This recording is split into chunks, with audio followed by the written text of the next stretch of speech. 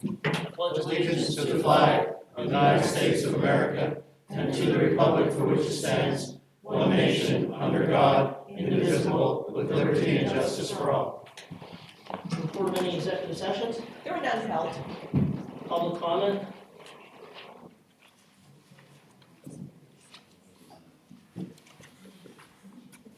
Jeff Dunkel, Palo Alto. Good morning, Jeffrey. Wish everybody Merry Christmas. Just want to mention about Miss Gaffney again. I see she's not here. Still frauding the taxpayers. No update on Lisa Stevens, I assume. Mr. Opake's not here. I see some of the things on the PAR report with the start date being the 30th. Is it standard practice to hire and transfer at the beginning of pay periods? Is that normally what they do? Anybody? There's been incidents where it has been in the middle of a pay period and stuff, from what I understand. All right, I see on the PAR report also Deb Dash is being transferred. A job is being created during a hiring freeze. Gonna make over $60,000 a year. I mean, look what she did to the tax office. And all of you up there, one way or another, have agreed with me and others that she was the demise of the tax office. Mountains of paperwork, emails going out about Twinkies and booze instead of doing her job. Sort of like Lisa Stevens. Do a crappy job, get a pay raise, get a promotion. I guess now real estate and engineering are gonna have to deal with the crap show that's gonna go on there. Boots, last week you discussed about the clean and green. From what I looked up, I only had 1 or 2 days in the state that I was able to do some research. Looks like you have at least 46 acres under the clean and green. Total assessed value of $7,000. So that's how, you're out of touch with reality. Milking the system. You don't care what the average person here has to deal with. Stop the timer. Mr. Dunkel, you pay tax on your house, right? Correct? If I didn't, I wouldn't have it.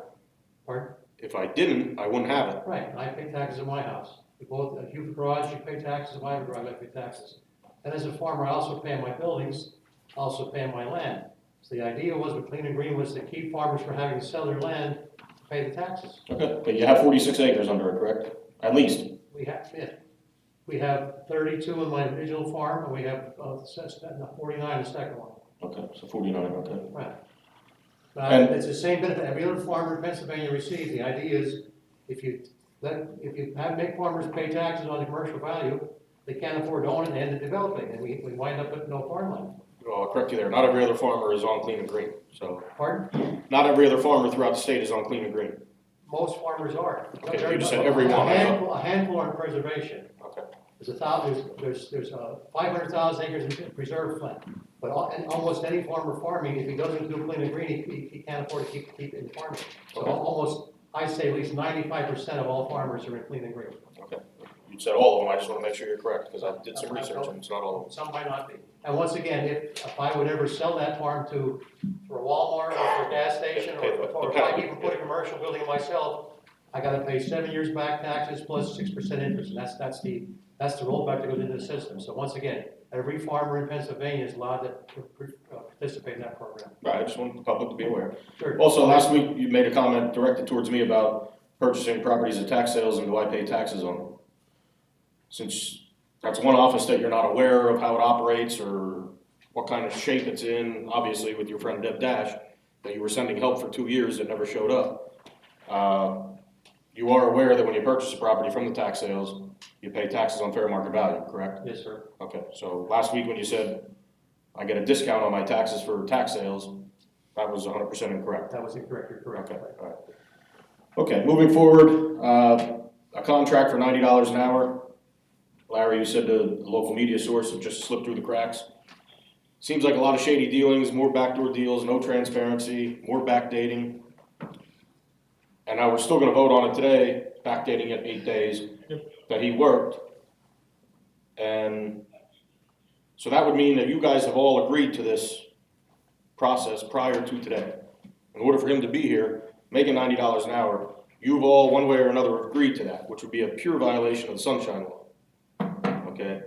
And then again, last week, not one of yous up there knew what was going on. Not one of yous knew the details, the fine print, anything of this contract, the puppet master over there had to read everything off and dictate what was going on. Okay, Jeff, just stop. I'm fine with the thing with Paul Blumer completely, because yes, you're saying it's $90 an hour, but it's $90 an hour that now we're not paying benefits for him. We're not paying into, he's not paying into pension. Mr. Blumer could have retired in September. I asked him personally to stay on till we hired a new person and he could train that person. We found that person, he's gonna train that new person. It's capped at 1,000 hours, which he won't reach. But I wish a lot more of our other employees, we could make deals like that with them that are here long-term employees, because I don't have to pay a $30,000 healthcare package plus, 30,000 plus. Right. They're not in their pension, they're not in anything. So Paul, I'm fine with Paul Blumer. Job Paul Blumer's doing completely, yes. I didn't know the exact numbers and stuff. I knew we were doing a contract with him because we can't know every single, we have 680 employees. I don't know everybody's salary, to be honest. But I'm fine with it with Paul because I think we need him to have that transition, the continuity of services in that office. And he's gonna train the person. He could have retired in September. I asked him to stay on. He does a good job. Right. Now, you have a problem with the way it was handled, and I understand that. Correct. But nothing directed towards Paul. Oh, 100%. Okay. No, I think he's phenomenal with what he does, but Yeah, okay. the way it was handled, I think is 100% wrong. Okay. And I think it'd be a violation of the Sunshine Act if they look into it, because how you three can agree on something prior to today, not knowing the details, and then still allowing him to come in here and make $90 an hour for the last 8 days when nobody knew what the details were. I mean, it's just mind-blowing to me, and it all relies on Mr. Bender. I mean, last week, everybody had to point to him. And it's funny, because I remember talking to you at the bus terminal last year after the primary, and he was gonna be victim number one of your administration. I was going. So, and here you let him sit and dictate and control everything for the county. One thing here, last week Mr. Rice stated that it would be 100% okay to vote on it pursuant to the agenda the way it was listed. I spoke with the Open of Office Records again this morning, and the gentleman emailed me, Mr. Dye, maybe you are familiar with the Reading Eagle versus Council, Commonwealth 412, 416, 17, Pennsylvania Commonwealth Court, 1993. Where it states, it is advisable to use the same standards for agendas whereby the description of the agenda item must be of sufficient specificity to inform that there is, in reality, a specific discrete matter or area which the board has determined should be discussed. In sum, avoid general cryptic terms and provide as many specific concrete details as possible. Right from the open records law, and the gentleman I spoke to said I can file a complaint because it is improper the way you're doing it, but he's tabled it, but I still think it's a violation of the Sunshine Law. And the last thing that I have is the food truck. I know you guys sent a letter regarding that with the soup kitchen, getting a lot of complaints about that. Running out of food, serving expired food. Last week they served pickle sandwiches when they ran out of food. That's what they're giving these people. Pickles and onions, I saw this, on the emails, pickles and onions, yes. Is that what, okay. I mean, that is absolutely disgusting. There was like 16 people or something or more. At least 16 were waiting in line. There's plenty of businesses in town or people in town that would have donated to get pizzas or some sort of sandwiches for these people. I don't know what you guys can do to help out through the county. I mean, some of these people are through your children and youth program, through your senior service program. They're homeless. These are the most vulnerable people in the county. And we're running out of food. We're serving expired food. Some of the stuff was expired in March, and they're serving it. The cans of drinks were filled with mud. I don't know what else to do, but pickle sandwiches and putting hot and cold food together, brown salads, it's absolutely disgusting. So if you guys can... You know, I've gotten a few complaints on the last 2 services by the food truck, and especially this last one. I got a few, it's the same things that you're stating. There was people turned away. There was how many people in line. They ran out of food and were just throwing anything together. And as far as I know, they didn't reach out to anybody because there was people that said if they would have reached out to us, we would have brought food, donated food to give to the people that were waiting. And the 10-day period through Thanksgiving and the 12-day period through Christmas and New Year's, they served 1 meal in Pottsville. That would normally get, out of those 22 days, there would normally be at least 16 meals through the soup kitchen. They served 2. So I think this is something that hopefully you guys can I'll reach out again, but you know last time. It falls on deaf ears. Yeah. Thank you. Merry Christmas. Merry Christmas. Merry Christmas. Any other public comment? If not, let's move on to the meeting. Can I have a motion to approve the minutes from the meeting of December 11th? So moved. Excuse me, Larry, did you want me to? Oh, yeah, go ahead, Tim. You're not public comment, Yeah, but I you're figured informational. you didn't want me to get into the meeting part. Excuse me. Good morning, everybody. Those who don't know, I'm Tim Barr with Vision Government Solutions, Project Director for the Property Reassessment. If you don't know that by now, then you might be under a rock, right? Because we've been working on this for well over a year now. If you have not been to the county website on the reassessment link for these monthly status reports, I encourage you to check that out. One of the things you'll see on the status report for this period is an example of a neighborhood map where we've taken the shotgun effect of properties that aren't consistently identified as to what neighborhood or group they're in and organized them into additional groups. That process is complete, the neighborhood delineation, the first pass of that, and we have a sample of that on the website. Some other items of interest, working with assisting the county assessment office, they've completed their full cycle of legal responsibilities for the year. The last one was to provide the school district vendor homestead invitations for anyone who is not currently enrolled in the homestead farmstead program but has a residential property. I want to call this out because those letters will be mailed, if they haven't already, around this time. You'll get them now, you'll get them in the next week or two. You have until March 1st to sign up. We have one more year of taxes on the old tax base, and then the reassessment comes in. But speaking to the folks at home and watching this online, and the media, please help us get this message out. If you own or occupy your home and you are not signed up for the homestead farmstead program, then you're leaving money on it. You're paying taxes you do not legally have to pay. Homestead farmstead allows people to take one house, their primary residence only, and have the taxes reduced. Right now, that is a reduction in school taxes only. That could change in the future, we don't know. You could dig into the law or see me about to learn more, but the reality is, right now the schools have been offering a homestead exclusion, reduction in taxes, but you must sign up as a property owner. You can't have two, you can only have one, but those invitations, thousands of them, are in the mail to re-invite people who are may not be in the homestead farmstead program. We completed the full sweep of visiting and verifying every property, including commercial properties. That is now completed before we hit the January farm show weather. So that was, we always get weather, it seems, in farm show week, right? So the data collection process is complete. That does not mean we won't still have people out doing PDC and follow-up, but 92,000 parcels pursuant to the court stipulation, every property was visited, even the vacant land, to make sure that there wasn't something there. Over 94% of that data had been keyed into the computer as of the end of November. That percentage has continued to climb through December, but we're also focused a lot on quality control and cleaning up problem ones. It takes a while to do those last ones that you set aside because they need more research, they need more field work. So there's been a lot of focus this month on that. Commercial data entry has been underway for a while, and phase 2 of the commercial data entry actually began this week, where we're putting in the sketches of the floor plans, and we had some additional configuration that we completed for that. Data verification mailers I've spoken about before, 42,000 of those went out. There will be more of those to go out. If you did not get a data verification mailer for every property that you own, that's because it's still coming. So, and I owe you an email. Yeah, I haven't got mine. But yeah, only 42,000 out of about 65,000 residentials, I think it is. So there's another batch of those that goes out. We want to make sure we send them to the latest addresses. So that's why we've been holding that batch, because there's been maintenance and sales, so we don't want to send them to the previous owner. I did receive mine, had some minor corrections. Yes, and that, thank you, Commissioner.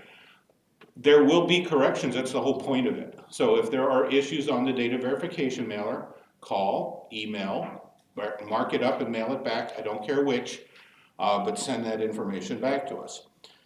In the first quarter of 2025, we expect this to be in February, we will have public meetings across the county. There will be at least north, south, east, west. We're going to make sure that we cover the county, that people can get to a meeting. These will be important so folks understand what's coming through the rest of the year. I'll explain at those meetings how the reassessment was done and how the values were derived, but the number one thing that you can learn at one of these public meetings is how to go through the process. Informal reviews, where you can call and make an appointment to review your data with somebody face-to-face, or eventually the formal appeals. All of that gets explained. So, and then it'll be half presentation, half Q&A. So there'll be lots of opportunity for people to grill me with their questions at that. Next topic, it has been confirmed that a tax impact will be included on the preliminary notice. There is a link that I can provide. I think I'll do this for the next cycle next month, of Tioga County's impact, where you can see how theirs worked out. But we all know the values are going up about 5 times based on the common level ratio. The commissioners have explained in this room, the millages have to come down by state law because it's revenue neutral for the taxing bodies. What does that mean to individuals? It's really interesting to look and see that typically you will see some people will pay huge amounts more and some people will pay huge amounts less. But it's a giant bell curve where most of the people tend to be more towards the middle, where it's a wash for them. The tax impact will give people not just grand pictures of, oh, it's a bell curve, Mr. Barr, but personally information that says your taxes in 2024 or 2025 were approximately this. We predict they will be approximately this post-reassessment, subject to appeals and other things. So, and we'll try to put an estimate on that that's conservative. We know there's going to be appeals. So we're not going to give you a nice rosy number and then have it be more than we told you. We're going to try to anticipate how much we're going to have change in tax base from appeals. So that's the informal reviews. The official final values go out July 1st. That's what starts the formal appeal period. That's where you want to have an opinion of value and evidence to support it. I'll get into that more at the meetings. And of course, none of this affects taxes until 2026. One last thing that came up, so I want to draw attention to it. In the year of a reassessment, the deadline for enrolling in Clean and Green is extended until September 15th, or I'm sorry, October 15th. Normally, there's an earlier deadline, but in the year of a reassessment, it's extended by law. Why is that? It's because any farmers or foresters that are not currently receiving what's permitted under the law, and as was explained, Clean and Green is designed to allow farmers and foresters to keep their property and not have it buried under excessive market value taxes. Interestingly enough, and you can blame my grandfather for this because he helped get that original constitutional amendment done, but Clean and Green took a constitutional amendment by the majority of the people in the Commonwealth to say, we want farmers and foresters to pay less if they're willing to agree to the rule, that they pay back taxes if they develop it anyway. Under those rules, there's a lot of people already in Clean and Green, so we know the impact. But there are people who might be eligible for that program, and although they may not have signed up in the past, faced with current market day values, they may choose to.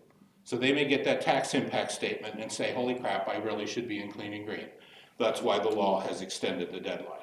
So I anticipate additional Clean and Green enrollment, and I'll be honest, I encourage people to take advantage of programs that exist under the law. Clean and Green, homestead, rent rebate, anything that the legislature has seen fit or the constitutional amendments have seen fit to allow property owners to pay less, they should take advantage of, in my personal opinion. So with that, we're in a good place for going into next year, and next year's going to be, this year was all about data collection and field work. Next year is going to be all about talking to the public meetings, informal reviews, a lot more interaction. I'm sure we'll get a lot more things that are of interest for media coverage. And as always, I'm available for any questions after this, or you've all got my email.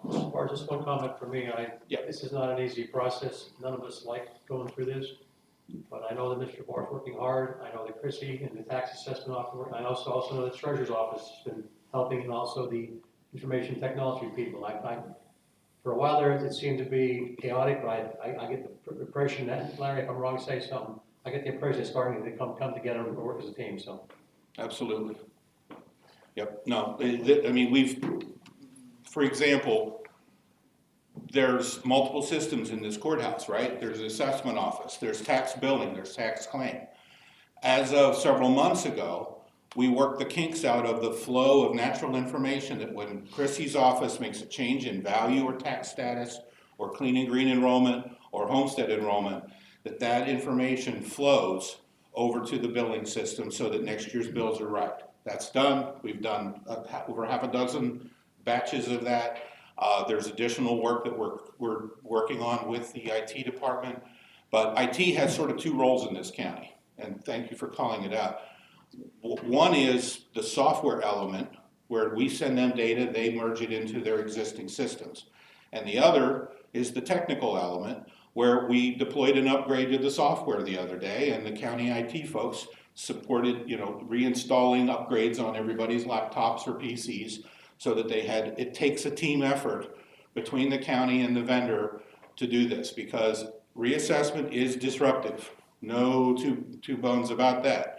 It's disruptive for owners, it's disruptive within the county, and I have nothing but best things to say about the folks in the assessment office and the folks in the IT department. Like, the last batch of mailers that need to go out for this data verification form, when is that anticipated to go out? I was hoping to send them this week as a Christmas present, but it's probably more likely going to be right after New Year's at this point. Okay, because people have been asking for like whole areas of the county that hasn't received it yet. No, yeah, our focus has been on some other things related to the data entry, because we want to get that rolling. But the thing that's, pardon the expression, it's technical, that's been blocking me on that is I wanted to get the current ownership also moved over. And we're working on that after on Thursday and Friday and the following week. Okay, thank you. You bet. We had a motion and a second on the minute meeting for the thing on the question. On the question? Commissioner Fedora? Yes. Commissioner Heatherington? Yes. Commissioner Hess? Yes. Can I have a motion for the work session minutes for December 18th? So moved, sir. Second? On the question? Commissioner Fedora? Yes. Commissioner Heatherington? Yes. Commissioner Hess? Yes. Can I have a motion to approve what was presented at the work session for risk management? I'll make that motion, sir. Second? On the question? Commissioner Fedora? Yes. Commissioner Heatherington? Yes. Commissioner Hess? Yes. Can I have a motion to approve what was presented at the work session by the president? I make a motion to approve the three requests from the prison, sorry. Second? On the question? Commissioner Fedora? Yes. Commissioner Heatherington? Yes. Commissioner Hess? Yes. Can I have a motion to approve what was presented by the grant writers at the work session? So moved, sir. Second? The question? Commissioner Fedora? Yes. Commissioner Heatherington? Yes. Commissioner Hess? Yes. A motion to approve what was presented at the work session by Drug and Alcohol. So moved. Second? The question? Commissioner Fedora? Yes. Commissioner Heatherington? Yes. Commissioner Hess? Yes. A motion to approve what was presented at the work session by Children and Youth. So moved. Second? The question? Commissioner Fedora? Yes. Commissioner Heatherington? Yes. Commissioner Hess? Yes. A motion to approve what was presented by Planning and Zoning at the work session. So moved. Second? The question? Commissioner Fedora? Yes. Commissioner Heatherington? Yes. Commissioner Hess? Yes. Can I have a motion to approve what was presented by Engineering Real Estate? So moved. Second? On the question? Commissioner Fedora? Yes. Commissioner Heatherington? Yes. Commissioner Hess? Yes. Can I have a motion to approve the Treasurer's Report? So moved. Second? The question? Commissioner Fedora? Yes. Commissioner Heatherington? Yes. Commissioner Hess? Yes. Can I have a motion to approve what was presented by the County Administration? So moved. Second? On the question? Commissioner Fedora? Yes. Commissioner Heatherington? Yes. Commissioner Hess? Yes. Human Resources. Motion on the approval requested for revision to policy detailing procedures for employee ID badges, to clarify language about employees using their own badge, and then no one make copy of the badge. To provide the needed access to the people and preserve the integrity of the county security system. And I have the following items. In children and youth, the promotion of Anna Smallwood as County Caseworker 2 is rated as 22.3836, effective 12/30/24, rate for the contract. In children and youth, the appointment of Mindy Gravy, County Caseworker 2, the rate is 23.0551, effective 1/6/24, rate is per the contract. In human resources, the transfer of Olivia Rodriguez to Office Support Secretarial, rate is 14.7902, effective 12/30/24. She's coming from a clerk typist 1, the rate is per the contract. In tax assessment, the transfer of Susan Molesky, clerk typist 1, the rate is 14.3595, effective 12/30. She's coming from a clerk typist 1, the rate is per the contract. In real estate engineering, the transfer of Deb Dash to administrative secretary, the rate is 31.3304, effective 12/30/24. She's coming from clerical supervisor, the rate is per the contract. In maintenance, the appointment of William McClure as a general laborer, the rate is 13.9413, effective 1/20/25, rate is per the contract. And in county administration, the appointment of Paul Hoover as director of finance per diem, the rate is $90, and that is effective 1/2/25. All the appointments are pending drug test and physical where appropriate, and all actions involving salary or for positions being created pending salary board approval. Additionally, one informational item in the public defender's office, the appointment of Jayla Shields as an unpaid intern, effective 1/13/25. Okay, I'll make a motion that we approve the request for the change to the employee identification badge policy. Second? Any question? Commissioner Fedora, Yes. Commissioner Heatherington. Yes. Commissioner Hess. Yes. I have a motion for the 2 children and youth, human resource, tax assessment, real estate engineering, maintenance, and county administration. So moved. Second? Any question? Commissioner Fedora. Yes. Commissioner Heatherington. Yes. Commissioner Hess. Yes. Finance office.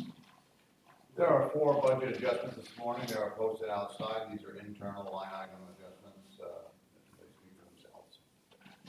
Thank you. New business, county administrator. The business, first one is approval of the contract with Paul Boat to provide financial operations and oversight to the finance department. Rated $90 December 16, 2024 through December 31st, 2024. On behalf of the Tax Claim Bureau, approval of the 8 depository sales that are listed on your agenda. On behalf of the Highridge Improvement District Authority, is approval to reappoint Mark Skarbinsky St. Clair to a 1-year term beginning January 1st, 2025. A motion for the, presented by the county administrator. So moved. Second? Any question? Commissioner Fedora, Yes. Commissioner Heatherington. Yes. Commissioner Hess. Yes. Before we adjourn, I just want to make note that our 2025 salary board reorganization meeting will be held Monday, January 6th at 10 a.m. in this boardroom. And the first work session meeting of 2025 will be held Wednesday, January 8th in this boardroom at 10 a.m. And I just want to wish everybody a Merry Christmas, everybody in Schuylkill County, all the county employees, everybody. I hope everybody has a great year. And I want to wish everybody a Happy New Year too also. And I hope everybody has a prosperous and great year in our county and here at the courthouse. Yes, I say the same thing to, may have a blessed Merry Christmas and the best of New Year. And as we all try to work together, we try to make sure that Schuylkill County is good for everyone, all our citizens, our employees, and so forth. I've always said that we're a commissioner base of 3, but we have a team of hundreds behind us to make this county move, and we appreciate everybody's efforts and working what they do. And again, some things that Jeff said, there's some vulnerable people out there that need some help, and it's always time to, this is the time of the year that you always give out a little bit to help someone else. So if you see that, do that. So again, Merry Christmas and enjoy. I'd like to echo those comments. I'd like to say thank you to our administrator, our solicitor's office, our chief clerk, Connie, who takes care of me, keeps me out of trouble, our row officers, and all 550 so people that are employed by the county that they come to work every day and do the best they can to move the county ahead. It's been a pleasure to serve so far as commissioner. Looking forward to 2025. Like Mr. Hess and Mr. Norris said, it'll be a greater year than last year, so thank you all. Merry Christmas and Happy New Year. Motion to adjourn. So, Salary board, report on the executive sections. There were none held. Public comment for salary board. morning, Jeff. I won't let you go that easy. Jeff Dunkel, Palo Alto. I was running out of time before, so I felt Paul's stopwatch ready to go off. Just want to thank you guys though for the Christmas collection for Dustin's. Last night we held the Dustin's Delivers Christmas, and we had a couple dozen special needs children and their family come. It was all decorated up. They had hot chocolate, cookies, and so your gifts and donations went a long way to make some families very happy that normally wouldn't get those gifts. So I just want to thank you guys there. Hopefully we can do more next year. Yeah, we'll get it together. The only other thing is regarding salary board, I know you guys said about a hiring freeze, and then we go and create a position. We just eliminated 37 positions, but we're creating a position for Ms. Dash at over $60,000 a year. What is the actual point of the hiring freeze, or what's the Okay. terminology, length Stop of it? Jeff's time limit. So That's all I'm if you, asking. if you remember, when Axme came here, the union guy and everything, Right. part of the agreement to enter in with elite revenue was that any union employee that did not want to leave the county will be guaranteed employment in the county. That would be agreed to with the union. Right. So that's what it was with Ms. Dath and the two others that moved to other offices, one to the secretarial pool, one to assessment, was that, so they weren't losing any union members over the elite revenue. They did Were any of the 37 jobs able to be filled by those people, or? Well, that one was, we had an open position in tax assessment, went to that one. One went into the secretarial pool, and Ms. Dash went to coal lands because she does have expertise in coal lands, and hopefully, over this next coming year, we're going to start trying to do something to work with coal lands, Get some revenue. to get some revenue with coal lands. She, But it was part of the union, it was part of the agreement we made with the union. according to Mr. Hetherington, she had a lot of expertise in tax land too, and we see how that ended up. But, okay, I just wanted to see what the process was. Thank you. Okay, thanks, Jeff. Any other public comment? Can I have a motion to approve the minutes from the salary board meeting of December 11th? So moved. Second? On the question? Commissioner Fedora? Yes. Commissioner Heatherington? Yes. Commissioner Hess? Yes. Controller Yekenship? Yes. So can I have a motion to approve the salary board meeting minutes of December 18th? So moved. Second? On the question? Commissioner Fedora? Yes. Commissioner Heatherington? Yes. Commissioner Hess? Yes. Controller Yekenship? Yes. Personnel. We have the following items in tax claim: eliminate the position, 5 posters per diem effective 12/31. Eliminate clerk typist 1 per diem, also 12/31. Eliminate title searcher, 12/31. Eliminate clerk typist 2, 12/31. Eliminate 2 clerk typist 1, same elimination date. Eliminate clerical supervisor, also 12/31. And eliminate the assistant director and director positions effective 12/31. In real estate and engineering, create the position of administrative secretary effective 12/30/24. And in county administration, create the position director of finance per diem effective 1/2/25. And also in county administration, set salary for Paul Boober, director of finance per diem, $90 per hour effective 1/2/25. That is all. Can we do a motion on all these at once? Okay. Can I have a motion for all three, all the items stated by, So moved, Mr. Chairman. So moved. is there a second? There's a second with a question. I just want to make sure that the positions that are eliminated, they did go with the lead, correct? Yes. Okay. Yeah, all those positions that They're, are eliminated are now being employed by elite revenue, starting January 1st. that's what I'm. Well, it also includes the 3 that are moving to different. Yeah, and it also includes the But 3 that they're are all, staying. they're all covered. They're all, Yes. they all have a position, whether elite or with the county. Yeah, there isn't one employee in the office that does not either have a position with the county or a position with elite revenue. Every person is covered. No one lost a job. No, No, not that's- one person lost a job. That's all I'm. That's a good question. That's a good No, question. not one person. Everybody either decided to go with, so a few decided to go with elite and a few decided to stay with the county, but not one position nobody lost their job or anything. Okay, thank you. You're welcome. Question? Sorry. Commissioner Fedora, Yes. Commissioner Heatherington. Yes. Commissioner Hess. Yes. Controller Yekenship. Yes. Anything under new business? Motion to adjourn. So moved, sir. Merry Christmas.